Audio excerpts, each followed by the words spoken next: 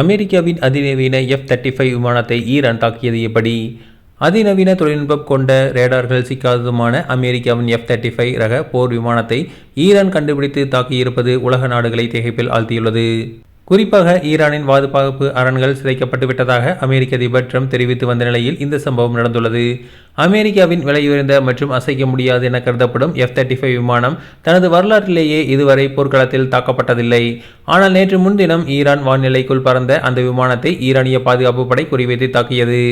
Iran எல்லையில் உள்ள பந்தர் Abbas பகுதியில் மற்றொரு F-35 விமானமும் தாக்கப்பட்டதாக தகவல்கள் தெரிவிக்கின்றன. தாக்கப்பட்ட விமானம் விபத்துக்குள்ளானதாக ஈரான் கூறினாலும் அது மத்திய கிழக்கு பகுதியில் உள்ள ஒரு தளத்தில் அவசரமாக தரையிறக்கப்பட்டு விட்டதாக அமெரிக்கா தெரிவித்துள்ளது.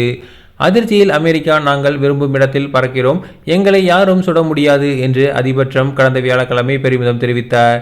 ஈரானின் வான் பாதுகாப்பு முழுமையாக அளிக்கப்பட்டு விட்டதாகவும் அவர் கூறிய சில மணி நேரங்களில் F-35 விமானம் தாக்குதலுக்கு ஆளாகியுள்ளது.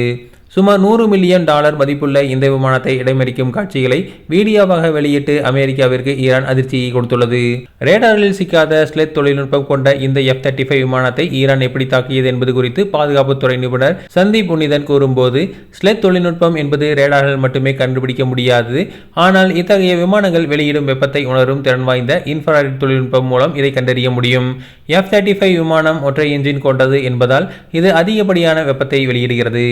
ஈரானின் 358 ரக ஏவுகணைகள் அல்லது இன்ஃப்ராரெட் தேடல் மற்றும் கண்காணிப்பு முறை மூலம் இதன் வெப்பத்தை அடையாளம் கண்டு அமெரிக்காவின் F-35 விமானத்தை ஈரான் தாக்கியிருக்கலாம் என்று கூறியுள்ளார்.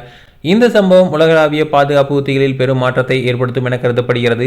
இந்தியா உள்ளிட்ட சுமார் 15 நாடுகள் F-35 விமானங்களை வாங்க ஆர்வம் காட்டி வரும் நிலையில் இதன் பலவீனம் தற்போது வெளிச்சத்துக்கு வந்துள்ளது.